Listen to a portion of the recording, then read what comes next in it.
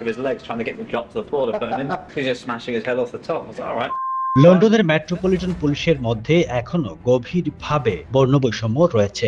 এক স্বাধীন তদন্ত প্রতিবেদনে এমনটাই উঠে এসেছে। প্রতিবেদনে বলা হয়েছে পুলিশের কাঠামো ও সংস্কৃতিতে অ্যান্টি ব্ল্যাক মানসিকতা সিস্টেমের অংশ হয়ে গেছে।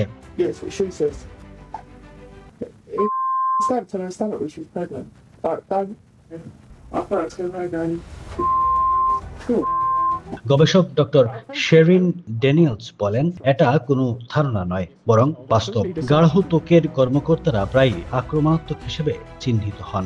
লন্ডনের মেয়র সাদিক খান বলেছেন, পরিবর্তনের গতি বাড়াতে হবে। অন্যদিকে ন্যাশনাল ব্ল্যাক পুলিশ অ্যাসোসিয়েশন জানায়, সমস্যাগুলো জানা সত্ত্বেও কার্যকর ব্যবস্থা নেওয়া হয়নি।